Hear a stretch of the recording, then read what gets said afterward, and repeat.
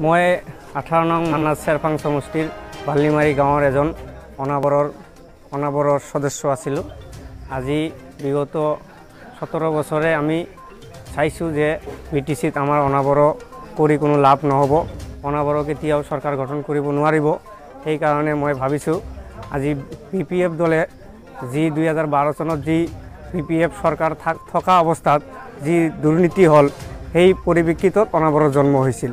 কিন্তু আমি অনাবৰ কৰি কোনো লাভ নহ'ব বুলি এইটো আমি অনুভৱ কৰিছোঁ। এইবাৰ BPFৰ যদি BPF চৰকাৰৰ এগেইনষ্টে আমি যদি অনাবৰ কৰিছোঁ, আজি আমাৰ BPFত যোৱা কোনো বিকল্পই নাহে।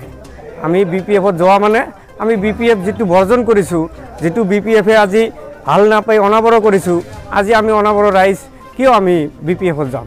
সেইকাৰণে ভাবিছোঁ আজি UPPL দলৰ মুৰব্বী যিটো প্ৰমোদ বড়ো ডাঙৰীয়াই যিটো মানে পৰিকল্পনা লৈছে, মানে সম অধিকাৰ দিব।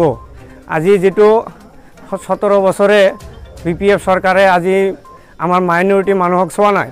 আজি 17 বছৰে আজিলৈকে এটা মাইনৰিটি মানুহৰ কোনো কেণ্ডিডেট দিয়া নাই।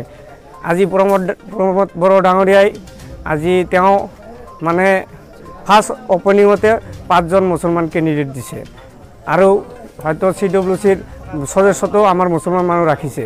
সেইকাৰণে আমি ভাবিছোঁ এই দলে আমাক বহুত লাভৱান কৰিব, এটা আশা ৰাখি সেই হিচাপত আমি UPPL দলত যোগদান কৰিছোঁ। কিন্তু আজি আমাৰ ৰাইজ যিবোৰ ৰাইজ আছে সেইবোৰ ৰাইজ 80% মানুহেই UPPLত ভোট দিব। আৰু আজি আমাৰ 18 নং মানাস চেৰপাং সমষ্টিত যিটো হয়তো সুৰেশ দৈমাৰী ডাঙৰীয়াই ষ্টেণ্ড কৰিছে, তেওঁ এইবাৰ বিপুল ভোটত জয় হ'ব বুলি আমি এই বুলি মানে খাটাং বুলি ক'ব পাৰোঁ আৰু কি।